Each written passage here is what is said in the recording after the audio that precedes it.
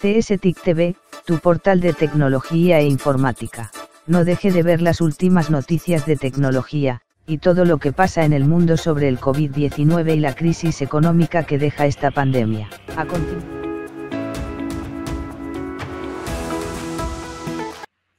La idea entonces, pues rápidamente, y parte de la invitación, era dentro del contexto que Harold nos venía mostrando, tratar de hacer un recorrido rápido de la integración de, digamos, las metodologías y el diseño en todo el contexto que ha venido surgiendo de la banca. Harold hizo una presentación muy clara.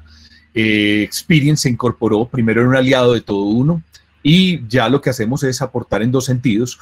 Uno, en ayudar a construir con metodologías de diseño todo el tiempo los activos propios de la compañía, y ayudarle a clientes también con el conocimiento de otras industrias. Una de las cosas que veníamos hablando y que ha sido como bastante importante en estos tiempos ha sido entender cómo esa integración o por qué hoy se habla de diseño dentro de contextos como la banca. Y yo creo que la forma más fácil de poder integrar este proceso es entender lo que nosotros hemos llamado como la expansión histórica del diseño y la filosofía de los servicios. Voy a hacer un recorrido muy rápido. Hay que partir de un punto. En este momento, muchas personas, cuando se habla de diseño, ven el diseño como un elemento muy sensible, digamos, muy orientado a la estética únicamente. Yo quisiera hacer una primera reflexión. El diseño, digamos que surge de la industrialización, con una fecha bastante específica, 1919, en un contexto puntual que es Alemania, en medio de una escuela que se llama la Bauhaus. Y la pregunta que yo introduzco acá es si será posible que algo que nace en plena industrialización en 1919 en Alemania, sí sea orientado único y exclusivamente a lo sensible. Yo creo que para poder entender por qué eso hoy se ve, es importante entender cómo esa génesis del diseño, y la propuesta acá es hacer como un recorrido rápido por esta historia. Ese primer momento, el diseño para poder responder a unos paradigmas que se necesitaban, obviamente enfocados en el producto, no enfocados en el servicio. La primera reflexión que hace un personaje que era el líder de esta escuela, se llamaba Walter Gropius, fue cómo hago para poder generar una nueva capacidad en personas que sean capaces de mostrar o de producir objetos distintos a los que los artesanos venían haciendo. Y la idea entonces es juntar tres elementos: junta el saber de los artesanos, el saber de los artistas y toda la mirada de lo que hoy se conocen como metodologías proyectuales, que son las metodologías a partir de saberes arquitectónicos o metodologías proyectuales. Estos tres elementos entonces lo que hacen es ir evolucionando a medida que el tiempo va pasando, y hoy podríamos decir que el diseño se inserta en cuatro grandes campos. Para poder entender esos campos o esos espacios, la idea es que hagamos un recorrido muy rápido por estos cuatro elementos. El primero lo podríamos llamar diseño de objetos y productos. El segundo lo podríamos llamar diseño de experiencias e interacciones. El tercero, que es algo que tiene mucho más que ver con la banca y lo que hoy estamos diciendo, que sería el diseño de servicios, estrategia de organizaciones. Y habría un cuarto campo, que sería el diseño de la transformación social o cultural. Para poder hacer esto un poco más tangible, la idea es entender cada campo. Cuando hablamos del diseño de objetos, y la idea es que podamos hacer como un recorrido evolutivo, lo primero sería que estaríamos hablando, por ejemplo, de elementos como una silla. En este caso, miren que si vemos la fecha de la silla, 1956, es algo que se parece muchísimo al arte, pero que corresponde ya a dos grandes elementos. Se puede datar el concepto, en este caso, la silla huevo, y se puede datar la persona, en este caso, el diseñador que lo hizo. Miren que un objeto bastante parecido al diseño. Si evolucionamos en otras verticales, como por ejemplo, podría ser como la industria de la moda, podríamos pensar en un tenis como el que hoy conocemos y creo que por los pies de muchos ha pasado, un Stan Smith. Es importante entender la fecha en que un Stan Smith aparece, es del 63, y aparece con un concepto muy importante en ese momento, que era alta tecnología. Stan Smith es un deportista. Hoy también hay que entender que los conceptos varían y pensar que lo que en ese momento fue un tenis de alto rendimiento por ese deportista de alto rendimiento Stan Smith, hoy podríamos llamarlo un concepto de un tenis retro. Pasando a otra industria, podríamos hablar también de objetos como lo es un automóvil. Miren que vuelve y funciona. Está Ferdinand Porsche, el diseñador, está su concepto, el concepto escarabajo, y cómo podemos ver una fecha que es del 38 y las evoluciones que este carro ha venido teniendo. O cuestionarnos en cosas como, por ejemplo, la misma industria del alimento, donde podríamos ver que la introducción de un concepto como el de los osos de goma aparece desde los años 20. Y hoy es casi que imposible pensar en un oso de goma o en una goma que no tenga que ver con los osos o el imaginario no venga a nuestra cabeza.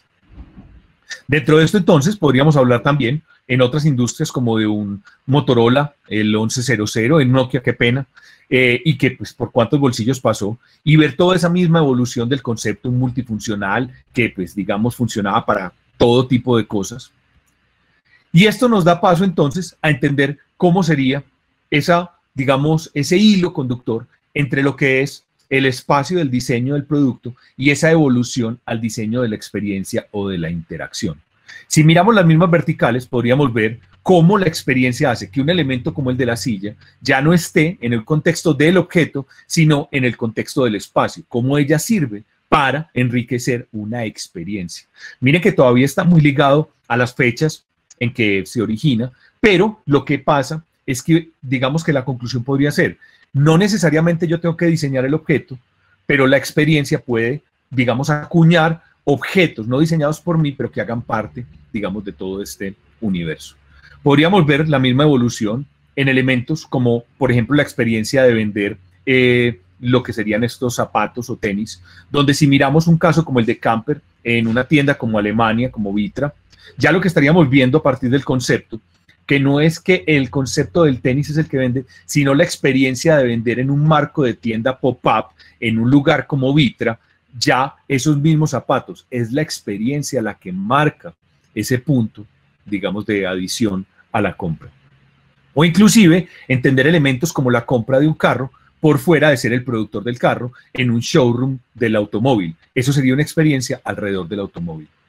Si lo miramos en gastronomía, creo que es más fácil la evolución. Aquí podríamos hablar de cómo alrededor de la gastronomía es muy fácil entender que uno muchas veces consume experiencia y no necesariamente termina consumiendo el alimento. Podría ser inclusive que muchas veces uno va a lugares, restaurantes u otros lugares donde es más fuerte la experiencia que el mismo alimento que está consumiendo. Y cómo, y aquí vendría como esa última división en los mismos pilares que hablábamos, un tema como por ejemplo lo que hace Apple con el lanzamiento del iPhone, que más que hacer un smartphone, lo que hace es integrar una experiencia unificada dentro de un mismo dispositivo. Entonces miren cómo aquí todo el paso de la experiencia es el que marca el siguiente momento del diseño, entendiendo una cosa muy fuerte. Digamos que el diseñador tradicional fue un eslabón que brincó fácilmente del diseño del producto al diseño de la experiencia, pero en la siguiente capa lo que estamos viendo es que se demoró mucho en introducirse los conceptos de diseño en toda esta nueva mirada de lo que sería el diseñar el servicio. Los servicios mucho tiempo fueron diseñados más por mejores prácticas o buenas prácticas que por metodologías de diseño, y apenas vemos en los últimos años una integración entre lo que era el universo de los diseñadores puros, muy desligados del servicio, y una orientación a coger esas metodologías y llevarlas a este ámbito. Entonces, si volvemos a hacer un recorrido, podríamos decir que en el 19 la respuesta al diseño centrado en lo humano fue esa Bauhaus. Hoy necesitamos preguntarnos cuál sería esa nueva respuesta. Nuestra propuesta dentro de este nuevo mirado es que el diseño de los servicios debe coger una nueva ecuación, que antes era, pues, como se los decía, este tema de la artesanía, de los saberes artísticos y los arquitectónicos, y llevarlo a tres grandes miradas: el pensamiento social, el pensamiento de negocio y todo lo anterior que se venía viendo desde el pensamiento de diseño.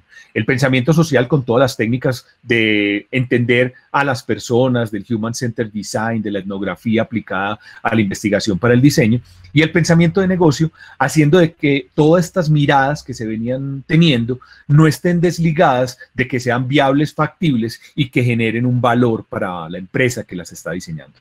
Acá entonces podríamos ver ya un caso de evolución como ese mueble. Hoy, por ejemplo, es un modelo de negocio íntegro, donde si uno ve un tema como el de IKEA, uno en IKEA podría decir, sí, es un productor de muebles, pero es un diseñador de servicio a la hora de ver la integración de los grandes canales, de la omnicanalidad, de cómo su tienda virtual, cómo su tienda física, cómo su catálogo funcionan y le dan una experiencia unificada al usuario. Podríamos ver un caso como en la evolución de los zapatos o de la ropa, como lo tiene Zappos, hoy parte del grupo de Amazon, donde lo que hizo fue una experiencia alrededor de vender y ser, digamos, feliz atendiendo a estos usuarios todo el tiempo. Podríamos ver una evolución del carro, donde elementos como Uber logran, digamos, compaginar un tema de transporte sin la necesidad de tener inclusive vehículos, una evolución de lo que la experiencia nos mostró en el momento en que se integra ese showroom sin necesidad de tener o ser fabricante de carros.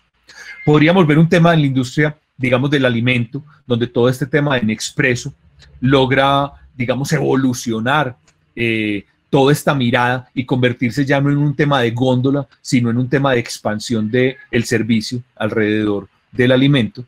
O podríamos ver también una disrupción donde va mucho más allá de la experiencia y vemos plataformas como lo que hoy pasa con un Netflix, donde el consumo completo del servicio lo que nos permite es digitalmente entender cómo ese diseño le aportó al usuario, ponerlo en el centro, desdibujar los journey, que era una de las palabras que hablábamos ahorita, y ser capaz de desdibujar el journey tradicional, que lo que venía haciendo todo el tiempo era concentrándose en mejorar experiencias como de alguna manera lo hacía DirecTV, que era poner más fácil la forma de grabar, la forma de consumir, pero lo que hace un modelo como el de Netflix es desincronizar la experiencia y poder consumir en cualquier momento.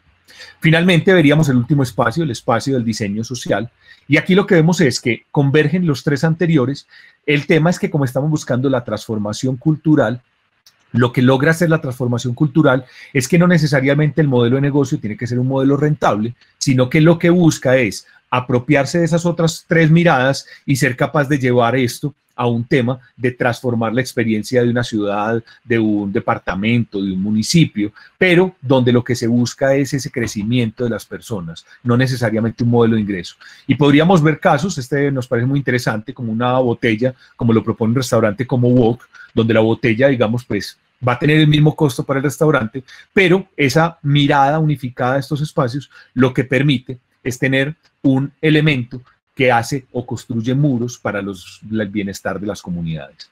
La siguiente pregunta acá, entonces, sería que ese elemento o esa evolución o esas capas del diseño se podrían aplicar como a unos ámbitos bastante fuertes, donde lo que ya tendríamos que entender es dónde el diseño entra a jugar. Hay varias capas, se podría aplicar en toda la capa del modelo de negocio, desde el pensamiento de diseño aplicado a transformación de modelos de negocio, desde la capa del diseño de servicios, que es todo el tema de diseñar los ecosistemas, desde la capa del CX, que es la de Customer Experience, que es cómo se puede orquestar omnicanal a un usuario o a un grupo diferente de usuarios, la capa de UX, que de pronto es un poco más frecuente o se ha venido viendo con mayor claridad, que es ya la experiencia pura en un canal unificado, la capa de UI, que es ya la parte estética o la evolución estética de lo que antes fue diseño gráfico y hoy es, digamos, toda esa mirada estética de cara a las pantallas, o la capa de diseño de modelos operativos, que muchas veces hay que involucrar nuevas formas de diseñar porque la operación, al ser completamente novedosa, hay que rediseñar esto. Finalmente, lo que habría que tener en cuenta ahí son distintos perfiles, podría ser como 4 miradas distintas, que van desde perfiles que entiendes desde la transformación digital al service design, otro tipo de habilidades o perfiles que son capaces de manejar el business model, el service y toda la parte de customer experience. Otra habilidad sería ser capaz de manejar los service design, el CX y el UX, o una capa ya mucho más puntual, digamos más orientada al desarrollo, que sería una mirada de UX, UI, todos con una habilidad para investigación. Y finalmente, la metodología que se usa, como se los decía ahorita, es un recorrido o una evolución de las metodologías proyectuales orientadas al servicio, y la idea es pasar por 4 grandes o 5 grandes pasos dependiendo de la metodología. A nosotros nos gusta una orientación de 5 pasos.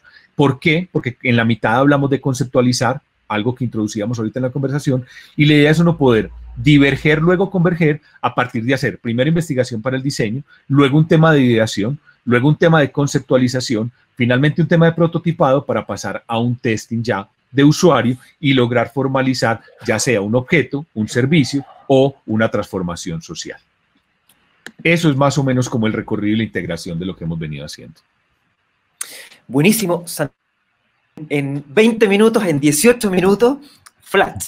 Nos contaste hoy día hacia dónde se tiene que centrar la industria financiera, cómo la banca tiene que estar pensando o repensando sus ideas, centrándose en lo humano, que yo creo que es lo más importante, contando y colocando al cliente en el centro. Y ahí va mi primera pregunta. Hoy día, por producto de la pandemia, tenemos sectores que antes no ocupaban las bancas digitales. tenemos sectores mayores de edad, de 65, de 70 años, siempre en todos los webinars, de hecho en uno que hicimos en conjunto puse el caso de mi madre, que tuvo que aprender a utilizar la tecnología, porque a ella le gustaba estar de manera presencial.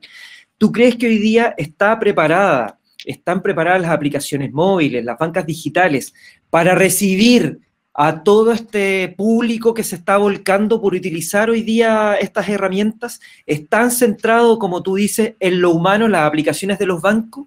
¿Cómo lo ves tú? Yo creo que hay que tener en cuenta dos temas. Hay que tener en cuenta la utilidad percibida y la facilidad percibida. ¿Por qué? No nos podemos centrar solamente en una de las dos ecuaciones y sucede con bastante frecuencia. ¿Qué quiere decir? Cuando tú lo dices, por ejemplo, desde el caso de cómo tu madre tuvo que involucrarse con la tecnología, uno podría concentrarse mucho en todo lo que sería la usabilidad percibida, o sea, tratar de hacer algo muy amigable para tu mamá. El problema es que sí es amigable, pero no es algo que yo necesite, no lo voy a terminar consumiendo. Por eso es que es mejor uno primero pararse en el diseño o desde el diseño, en qué es realmente la utilidad percibida. La utilidad percibida es que si yo no puedo ir a un banco, pues necesito una aplicación que me permita gestionar las cosas que yo no puedo hacer en la vida física en este momento. Cuando yo encuentro esa palanca de adopción, digamos que aunque sean personas que no estén capacitadas para hacer eso, van a terminar conviviendo con este tipo de aplicaciones. Entonces, lo primero es uno entender la utilidad percibida de los elementos. Ahora, la responsabilidad de las empresas, sobre todo de la empresa financiera y toda la vertical, es no solamente entregar elementos que tengan utilidad percibida, sino entender desde un arquetipo puntual, que ahí es parte de la conceptualización y de lo que llamaríamos perfiles o sujetos de diseño, cómo puedo ayudarles a que ya que les estoy entregando el producto que necesiten, sea amigable a la hora de consumir el producto. Entonces es como un matrimonio muy interesante entre la utilidad percibida y la facilidad percibida.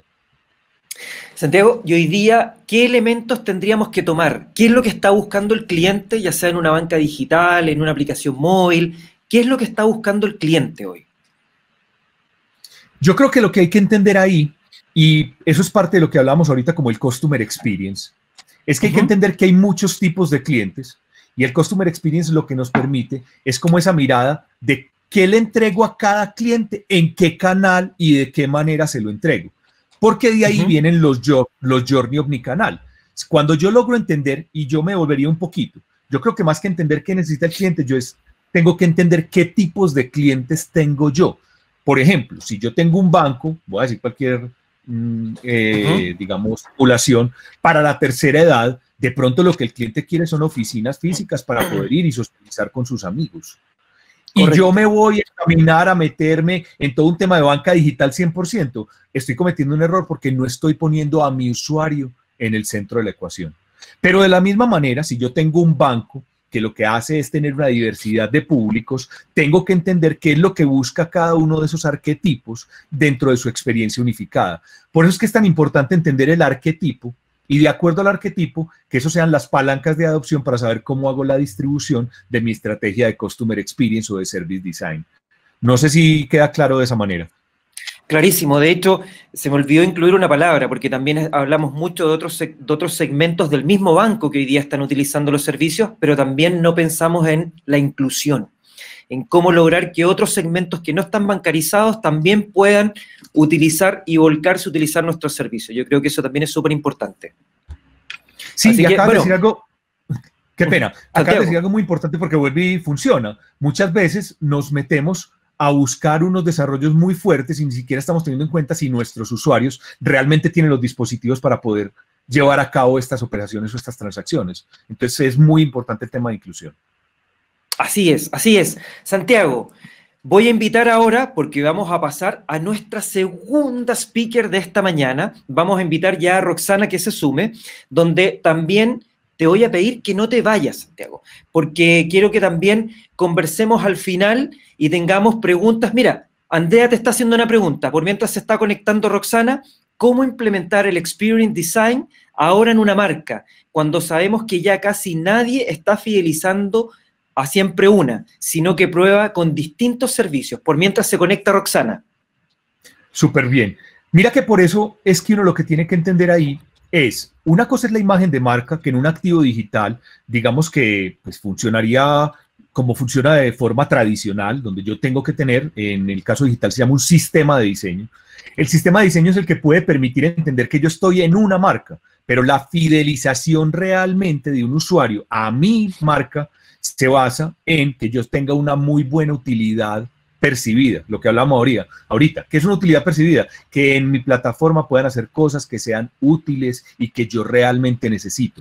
Porque ya nadie se va a fidelizar con una aplicación móvil desde que sea entretenido o no entretenido. Yo me fidelizo si me están dando cosas que nadie más me da. Lo malo es que en esa evolución, pues otros están desarrollando lo mismo. Ahí es donde yo tengo que estar todo el tiempo, constantemente, entendiendo a mis usuarios para saber qué nuevas necesidades tiene e involucrarlas en mis plataformas digitales.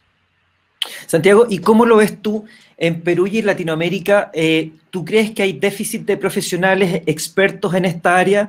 ¿O hay, pero en este momento es como que va a explotar todo el design experience, sobre todo que estamos centrando ahora al cliente en lo más importante dentro de nuestras bancas digitales y dentro de nuestras aplicaciones? Yo creo que hay muy buenos profesionales. Lo que está faltando es un poquito engranar los procesos de diseño. Por eso ahorita hablábamos de las capas, porque muchas veces una empresa se concentra en una capa específica. Yo creo que el caso más puntual sería entender el UX, el User Experience. Yo me voy a volver un poco en el tiempo. Uno, cuando tenía un problema antes, lo respondía por un call center o por un contact center. Y finalmente, y esto es como un chiste, uno se terminaba enojando. ¿Con quién? Con la persona con la que estaba hablando. Y uno en el fondo del alma sabe que con esa persona no puede solucionar nada, pero finalmente uno tiene que descargar su furia con alguien. Eso es lo mismo que pasa con el UX. Como es la capa de frente, uno cree que en UX se resuelvan los problemas, pero realmente los problemas no necesariamente son de UX. El UX es el que los muestra. Los problemas muchas veces son de oferta de valor, de service experience o inclusive de interfase o de seguridad o estabilidad en la plataforma. Entonces uno lo que tiene que mirar es esa visión integral y no quedarse solo trabajando en una capa, sino ser capaz de integrar las 6 capas de la transformación digital. Buenísimo, buenísimo, Santiago. Vamos, parece que Roxana no se puede conectar por lo que me están avisando. Vamos a esperar. Si no, podríamos pasar con Harold para que se conecte Harold. Ahí está Roxana. Hola, Patricia. Ahí sí, está. Patricio, ¿cómo estás? Okay. Ahí estás, Roxana, me habías aceptado. Yo dije, ¿dónde está Roxana? Buenísimo. ¿Qué tal? Muy bien. ¿Qué tal? ¿Cómo están? Todo Hola. muy bien, aquí conversando con Santiago. Me gusta tu ambientación que tienes atrás también, Santiago. Me encantó. Podríamos formar una banda musical con lo que tienes atrás. Muchas gracias. Así que, Santiago, te despido. No te vayas porque quiero que conversemos al final. Y vamos a estar esperando Perfecto. preguntas también de nuestros asistentes. Así que ahora le damos el pase a Roxana Belaunde. Roxana, ¿cómo estás? Ahora sí. Encantado de tenerte con nosotros en nuestro webinar, hablando del nuevo público, de esta banca peruana. ¿Cómo te va? Encantada y muchas gracias de estar aquí con ustedes. Soy Roxana Belaunde, periodista de Verb Company, conectándome desde Lima. Voy a hablar unos minutos acerca de algunos de los cambios que observamos en el público de los bancos en Perú a raíz de la pandemia. Quiero empezar por compartir que antes de la pandemia, Perú tenía una bancarización de alrededor del 40%, cayendo a menores niveles en los sectores más pobres, con aproximadamente, en general, un 35% de adopción de banca digital, que se daba sobre todo en los sectores más altos, ¿no? Como otros países de Latinoamérica, la economía peruana es de una amplia informalidad, aproximadamente del 70%, pero a diferencia de otros países de la región, la población en la economía formal hacía un uso relativamente alto de los servicios digitales de los bancos. Como he dicho, de los niveles socioeconómicos más altos, ¿no? Entonces, la crisis económica generada por el COVID llevó al gobierno en el Perú a dar varias medidas de apoyo social como bonos otorgados a ciudadanos y familias vulnerables. Pero dada la baja bancarización de la población, buena parte de los pagos tuvieron que hacerse en efectivo en ventanilla de los bancos, generando grandes colas y aglomeraciones. Esto evidenció un problema de fondo que existe en el país, que es la baja inclusión financiera. Las causas son diversas, pero la principal es la prevalencia de la informalidad. Además, la fragmentación territorial y la gran brecha de infraestructura dificultan expandir los servicios en el interior del país. En este sentido, es necesario que se den 4 importantes cambios. Estos son la adopción de servicios financieros en más zonas geográficas del país, la bancarización de estratos poblacionales de menores recursos, mayor formalidad en la economía y un uso más extendido de las soluciones de banca digital.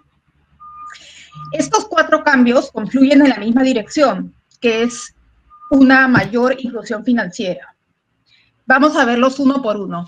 Años de desarrollo en todo el país permitió a millones de personas ingresar a la clase media y convertirse en potenciales clientes de servicios financieros.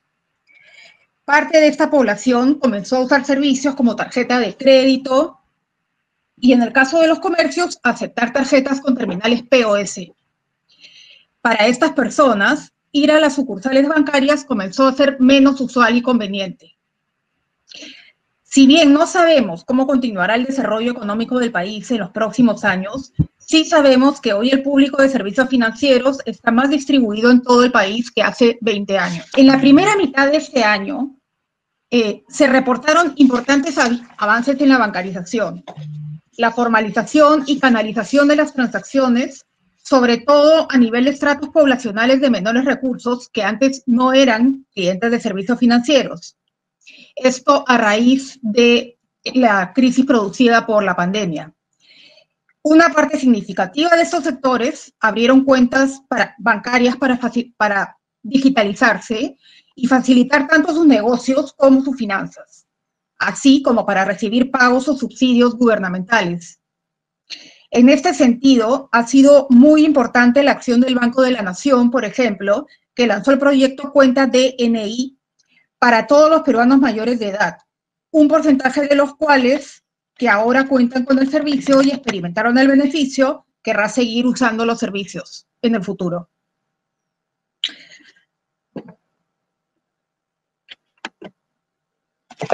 Uno de los beneficios más claros para estos estratos que ahora se integran al sistema financiero es la mayor seguridad que supone el uso de medios de pago distintos al efectivo, que ha sido por mucho tiempo el medio de pago más popular en el país.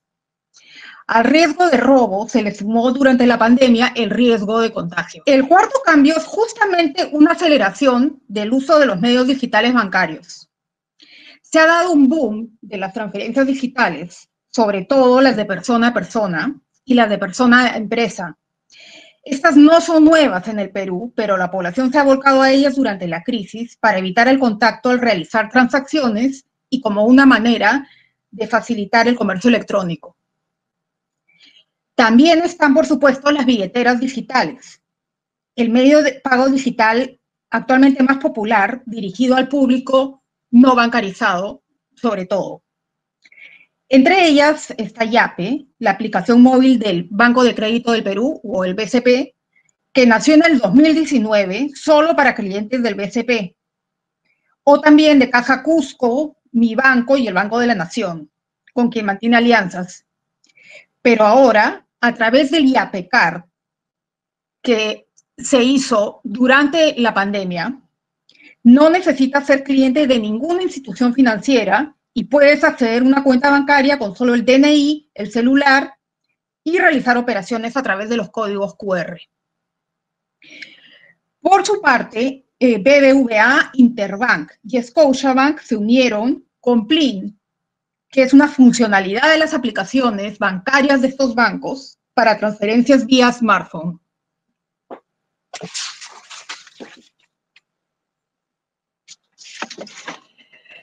Finalmente, estos 4 cambios, la expansión geográfica, la bancarización de sectores de menos recursos, el menor uso del efectivo y los sistemas de pago digital se aceleraron por la crisis. Y el reto es que perduren en pro de una mayor inclusión financiera y digitalización.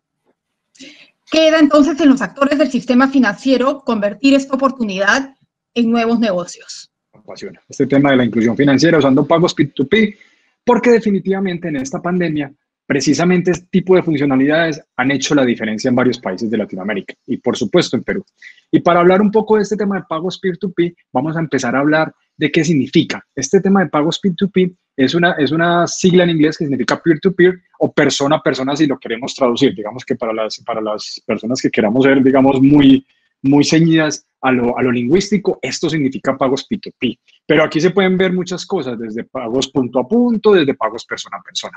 Pero si vamos a la historia, realmente los pagos persona a persona no son nuevos. Los pagos persona a persona comenzaron hace muchísimo tiempo, desde la prehistoria. Estamos hablando desde los años 6000 antes de Cristo, cuando precisamente los primeros seres humanos intercambiaban elementos para hacer pagos. Entonces aquí se veían desde materiales, desde artículos de alimento, desde artículos de vestido, para poder hacer ese tipo de pagos. Y esta evolución nos llevó a que en algún momento en diferentes países de nosotros se trabajara en lo que es el salario, un origen del pago con la sal. Y casualmente o particularmente en muchos de nuestros países hay un mito urbano, que es que cuando uno deja caer sal es un augurio o es mala suerte. ¿Qué hacemos? Tiramos la sal a la parte de atrás de nuestra espalda, ya sea por el lado derecho o por el lado izquierdo. ¿Por qué? Porque nadie quiere perder su salario, porque nadie quiere dejar caer ese dinero que le están dando y que le están pagando por un servicio que está ofreciendo.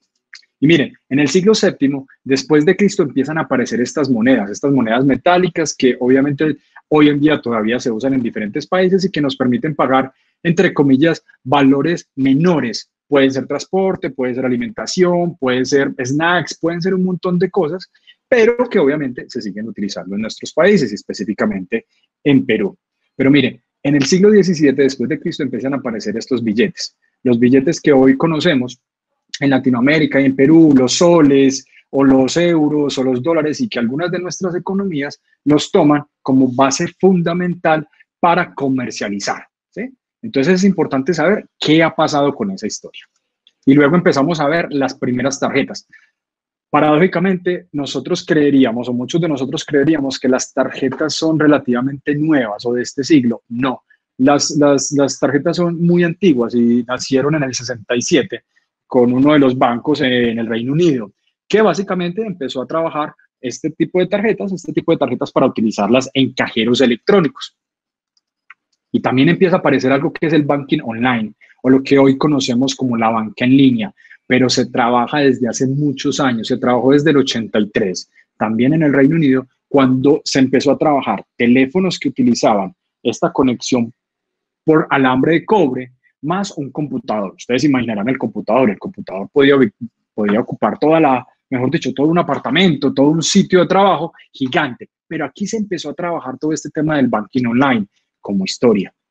Pero ¿qué pasa? Vamos a empezar a hablar de lo que nos pasa a nosotros en Perú y en muchos de nuestros países. Es que definitivamente hay una economía informal que fundamenta toda la explosión comercial en nuestros países. Y entre el 40% al 50% de los trabajadores en Perú y en Latinoamérica son informales. Esto es una información de la Organización Internacional del Trabajo. ¿Qué quiere decir eso? Que son personas que no tienen un salario, digamos, fijo y en un periodo fijo. ¿Qué quiere decir eso? Que están viviendo lo que denominamos en algunos países el día a día. ¿Listo? Trabajar para el alimento, trabajar para consumir servicios, para consumir productos del día, de ese día en el que estamos hoy. ¿Y cómo lo hacemos? ¿Cómo lo hacemos en Perú? En Perú lo hacemos con carros multipropósitos. Y lo hacemos con carros multipropósitos en donde uno puede conseguir desde los famosos, desde alimentos rápidos, llámese perros calientes, llámese sándwiches, llámese frutas, llámese verduras o llámese incluso artículos de primera necesidad, por ejemplo ropa, por ejemplo cepillos de dientes, por ejemplo un montón de artículos que uno encuentra fácilmente en cualquier parte de Lima. Yo no soy peruano ni soy de Lima, pero he tenido la oportunidad y la fortuna de estar muchas veces y me encanta recorrer a Lima y me encanta recorrer Perú y me encanta ver cómo cada uno de los peruanos se esfuerza por sobresalir y por llevar, digamos, ese esfuerzo a sus hogares y teniendo un pequeño comercio chiquito que lo puede ubicar en cualquier esquina y que puede promover todo ese tipo de comercio informal. Pero también se ve en Argentina, se ve en Colombia, con los choripanes, con las butifarras, con un montón de productos que podemos encontrar en Latinoamérica. Pero ¿qué pasa? ¿Se acuerdan de Netflix? ¿Se acuerdan de seguridad? ¿Se acuerdan de estos personajes? Tiene un gran riesgo. ¿Y el gran riesgo es cuál? Que precisamente en ese intercambio que tenemos comercialmente por ofrecer un producto y por que nos paguen, obviamente el malhechor o la persona que está dispuesta a robarnos se está dando cuenta que hay un intercambio monetario entre dos personas. Uno quien me ofrece el servicio y otro que lo quiere pagar. Y eso es un riesgo para nosotros, eso es un riesgo para todos. Pero también encontramos esta persona que posiblemente es un extranjero que llega a Lima y se quiere comer un sándwich delicioso. Y cuando va a pagar el sándwich delicioso dice, yo no tengo efectivo para pagar, yo no tengo soles para pagar, yo no tengo incluso ni mi moneda, llámese euros, llámese dólares, llámese pesos colombianos, llámese la moneda que ustedes quieran para pagar. Entonces, ¿qué pasa de ese vendedor de sándwich? Va a decir, hombre, le entregué un servicio y no tiene cómo pagar, ¿qué voy a hacer? Y también, ¿qué pasa? Cuando nos entregan ese dinero se vuela fácilmente. ¿Qué quiere decir eso? Esa persona que nos está pagando el bien o el servicio me entrega a mí el dinero, pero ese dinero yo lo vuelvo dinero de bolsillo. Y dinero de bolsillo se vuelve ese dinero que fácilmente se va para pagar un transporte, para pagar algún producto que yo debía o definitivamente para pagar recursos o servicios que yo necesito de manera urgente. Pero miren, hay una realidad y es que la informalidad para nosotros en Latinoamérica es inevitable. Pero hay algo que es fundamental acá y que voy a regresar un poco de lo que nos decía ahorita Santiago. Experiencias de usuario, experiencias memorables, que le encuentre la posibilidad de usarlo bien y que al final se pueda hacer un procesamiento o una transacción principio a fin y de la mejor manera. Y vamos a hablar un poco de esta tecnología y cómo es la tecnología. Miren, en estos momentos lo que se prevé que para el 2021, el próximo año, más del 85% de la población humana tenga un smartphone. Seguramente ya nosotros vemos personas desde muy pequeña edad hasta muy alta edad teniendo los famosos smartphones. Entonces empiezan a utilizar desde WhatsApp, desde Google Maps, desde Waze, desde pagos, desde un montón de herramientas, un montón de plataformas que nos permiten hacer un montón de cosas. En el 2021, más del 85% de toda la humanidad tendremos o tendrán un smartphone. Pero ¿qué pasa? Esos smartphones que tienen de particularidad pueden utilizar los famosos QR. Y el QR, sorpresivamente, no es tan nuevo como pensamos. El QR se inventó en el 94 por un japonés que se llama Denso Web. Si es que se pronuncia así, no creo porque es un japonés. Pero inventó esta tecnología que se denomina un código de respuesta rápida. Y básicamente es la evolución del código de barras. Antes en las facturas habían unas pequeñas barras negritas que básicamente hacían un código. Ahora, ¿cuál fue la evolución? La evolución es este tipo de cosas, el QR, que me permite integrar desde imágenes, desde información, desde, obviamente, información de una transacción, desde valores, es decir, tiene toda una evolución detrás de ellos. Pero ¿qué pasa?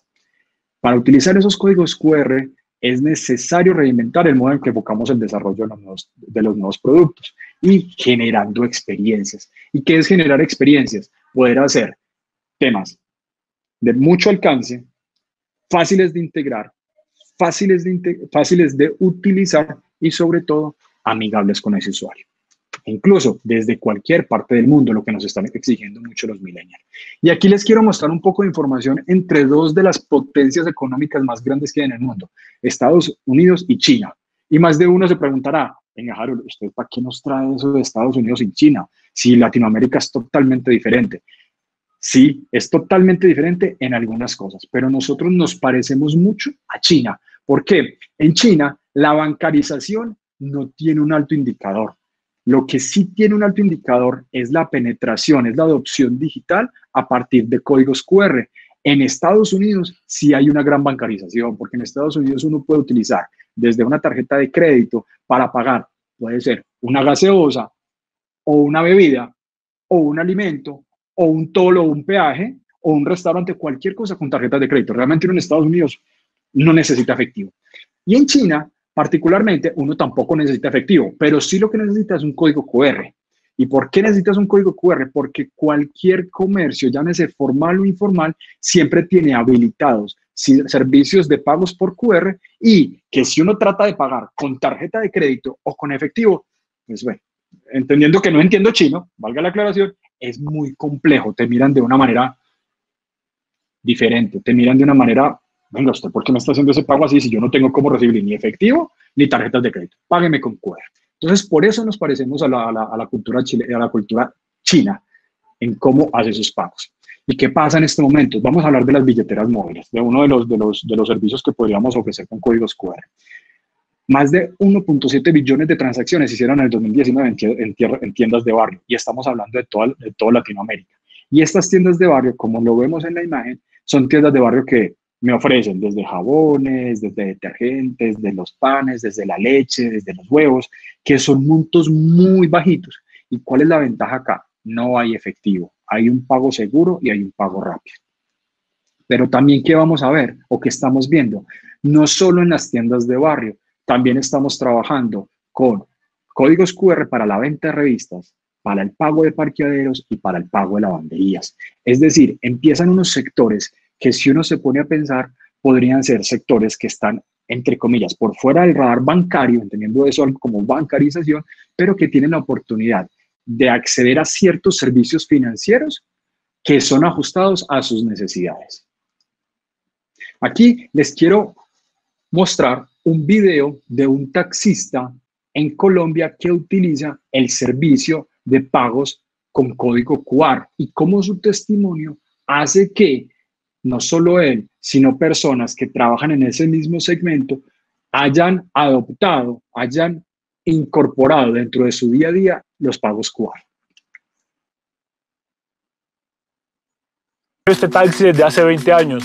Con el código QR de Bancolombia, yo les facilito la vida a mis clientes. A veces ellos salen sin efectivo y eso, ya no me enredo con las vueltas.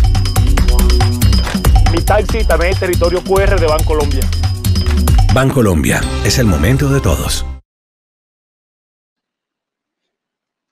Bueno, espero les haya parecido interesante. Y miren que los taxistas al final es una de las maneras más comunes que tenemos nosotros en Latinoamérica y en Perú de utilizar el trabajo, entre comillas, informal, pero un trabajo que genera muchos ingresos. En esta diapositiva lo que vemos es, esto se presentó también en Colombia y fue una catástrofe por la temporada invernal. ¿Y qué pasó? Pues básicamente hubo una catástrofe donde se derrumbó una tierra, se llevó varias casas, hubo muchos damnificados, y a través de la televisión local se expuso un código QR que le permitía a diferentes personas hacer donaciones precisamente para ayudar a estas personas. Un código QR que se podía leer desde el televisor, se exponía en el televisor. ¿Y qué pasa? A ver, el código QR como tal es una funcionalidad, pero yo como banco, y acompañado obviamente de empresas como Todo Uno que tienen experiencia, lo que les sugerimos siempre es definir una estrategia. Y definir una estrategia tiene que tener aspectos diferenciadores. ¿Cuáles podrían ser? Miren, con el código QR yo puedo lograr menos cobros por servicios financieros, que no existan saldos mínimos en cuentas de ahorros que tenga que tener el cliente, tarifas preferenciales por servicios digitales y algo que es muy importante, consumos revertidos de datos. ¿Y cómo se entiende ese tema de consumos revertidos de datos? Cuando yo, Harold Zuluaga, tengo un teléfono celular, yo tengo dos opciones, tengo tres opciones. Una es tener un plan de datos donde pago una mensualidad. Dos es conectarme a una red Wi-Fi que encuentro ya en centros comerciales. O tres es que mi operador celular me brinde para ciertas transacciones un internet que yo no pago, pero que él hace lo que se denomina un cobro revertido. Es decir, me da una capacidad para hacer ese tipo de transacciones. Esos son acuerdos que se pueden hacer con los operadores de telefonía móvil, o incluso en algunos gobiernos lo estimulan para habilitar dos cosas: temas de incorporación o de habilitar aspectos financieros para población vulnerable, y dos, para incorporar internet en poblaciones alejadas de las ciudades capitales en nuestros países. ¿Y qué pasa con esto? Al final, ¿cuáles son o qué logramos? Miren, logramos mejorar la gestión del dinero en poblaciones alejadas de las capitales. Aquí, por ejemplo, en Colombia tenemos poblaciones que con los códigos QR están distanciadas de una ciudad capital en tiempos de más de 3 horas. Puede que en distancia no sea tan largo, pero pasa como la geografía peruana, pasa en Colombia, y es que las geografías son muy, digamos, resquebrajadas, tienen muchas montañas, entonces para hacer un desplazamiento se demora mucho tiempo. También aquí se promueve la inclusión financiera definitivamente, y se promueve la inclusión financiera para personas de altas edades o edades, digamos, ya avanzadas, como lo hablaba ahorita Patricio, su mamá, así como personas, los famosos millennials, que ya están exigiendo esto permanentemente. También se incentiva el movimiento de dinero electrónico y obviamente se disminuye ese consumo o esa transacción con dineros en efectivo. ¿Listo? En estos momentos, los millennials peruanos más del 62% de los millennials peruanos están pidiendo pagos por QR o pagos P2P. Es decir, que nos están llevando a esa tecnología.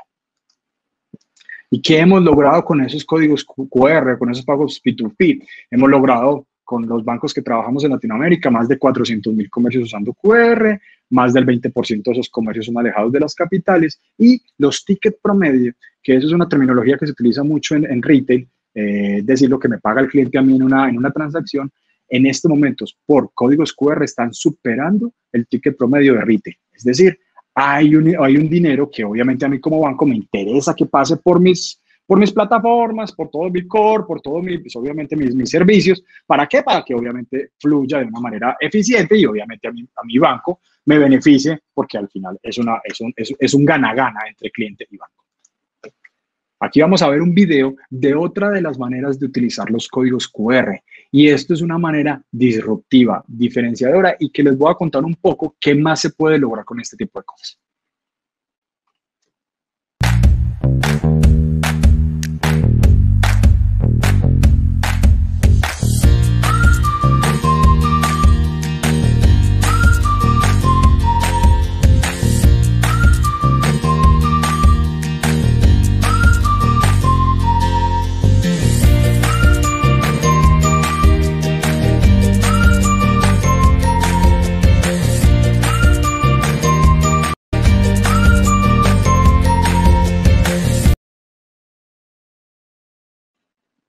Entonces vimos en la vending machine como con códigos QR podríamos hacer desde retiro de productos hasta podríamos llegar incluso a hacer una especie de ATM en esa vending machine, donde yo podría retirar o incluso introducir o hacer una consignación de dinero en una cuenta mía, ¿sí? Es decir, se vuelven unos ATM de bajos montos.